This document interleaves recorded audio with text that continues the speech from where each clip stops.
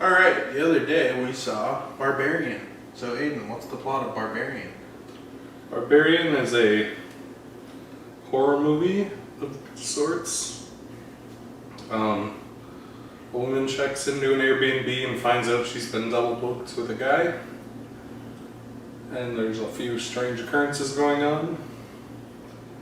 And then in the basement, she finds out that there's weird monster people living down there. Some other stuff happens, not a lot, but what'd you think of Barbarian? To be honest with you, I thought Barbarian was okay. Wasn't great. The cinematography was cool. All the kills were really cool. But I thought the structure of kind of breaking the story up with other characters, like Justin Long's part, was kind of, kind of took the focus away from our protagonist. And then she kind of just leaves they the restart movie the for movie. 30 minutes and then They comes restart back. the movie like 3 times. Right. It keeps kind of restarting and reframing stuff, but it doesn't really reframe it in a satisfying way.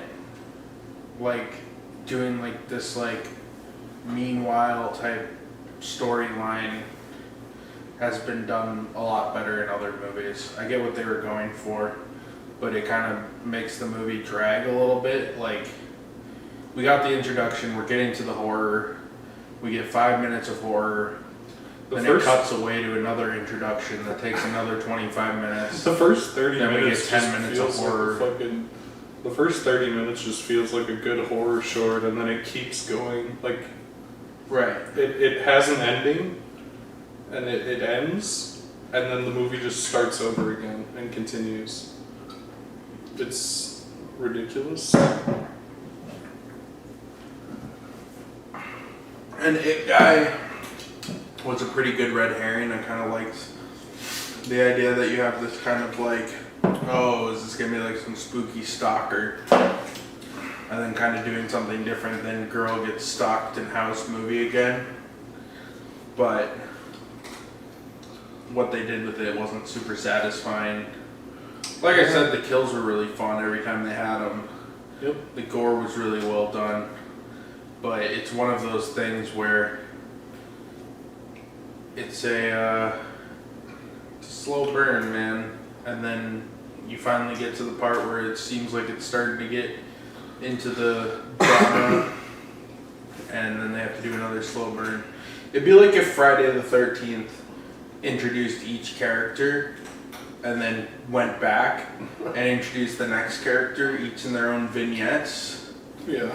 And I see what the director was trying to do with the unconventional take on the movie, like the unconventional structure of the movie.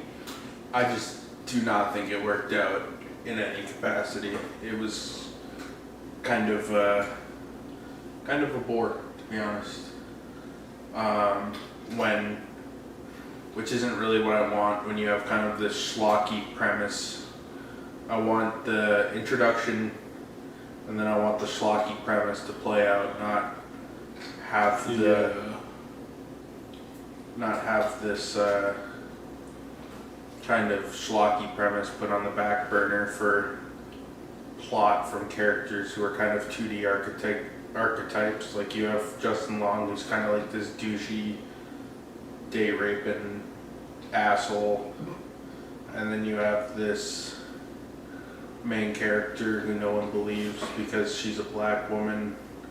And there's all these little premises, but all these characters are very two-dimensional, like you'd expect from a horror movie, like a Friday the 13th or something like that. You kind of have these 2D archetypes, but you're still kind of looping it back into the final girl mentality. Like, do I need 25 minutes of Justin Long doing his thing when, at the end of the day, Justin Long is more or less cannon fodder? There's no redemption to him. There's no, like, depth to him. He's just a two-dimensional character that we follow for 30 minutes, and you're like, I get it after 5 minutes. It was very unnecessary, and it didn't really feed into the premise very well. So Aiden, what did you think of Barbarian? I don't really get what they're going for. You talked some about it, but it's just like a mixed bag of like weird themes and ideas.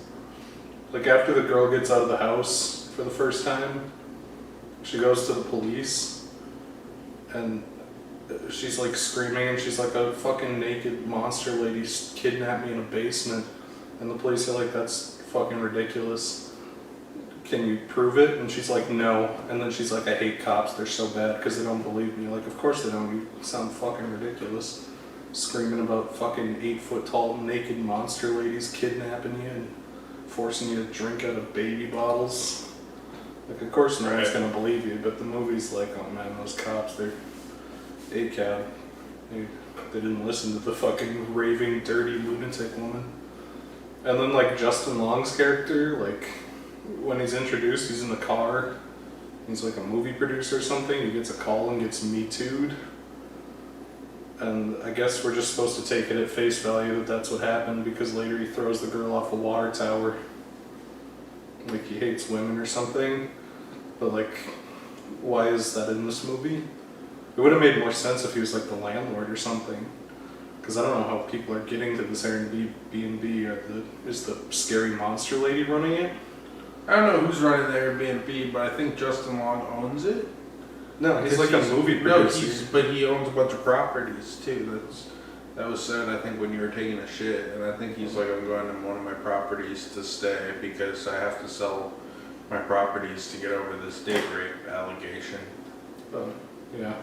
I don't know. I guess like the payoff to him getting Me Too'd is that he throws the girl off the water tower or something. Right. Like he hates women, and then for some reason the scary monster lady saves her. I don't know why. Because it's her mom. Yeah, like I get the mother motif on the monster lady, but then she also just beats the men to death for some reason and makes people drink out of baby bottles. And it feels like it's just weird for the sake of being weird. And then the dad character is also there. He just lays in bed and records everything on VHS tapes, but somehow he's also running like this big Airbnb scheme through Justin Long, or like Justin Long coincidentally is running this Airbnb scheme at the monster house. And it's like I don't really get, like the whole premise is just like a fucking mess. And like the monster stuff is cool when it happens, but a lot of it is kind of just like fumbling about with a bunch of like random disparate ideas until it crashes into some kind of ending. It's I don't know. I think it's not horrible. I think when it actually becomes a movie briefly a few times, it's alright. Not great, but it's alright. Yeah, Connor, would you recommend Barbarian? I'm gonna go with no.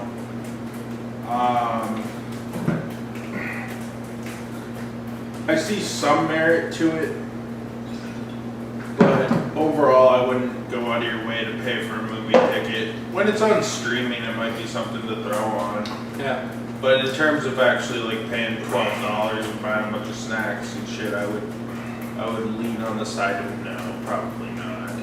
Especially if you're just going for like a fun horror movie. So Aiden, would you recommend Barbarian?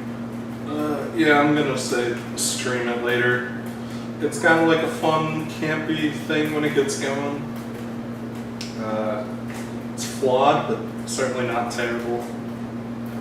Probably some kind of stream when it's on Amazon Prime or Vudu sale in a couple months.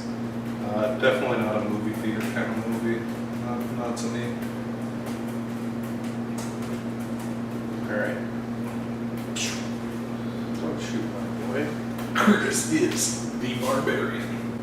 Curtis, why do you want attention when we're filming?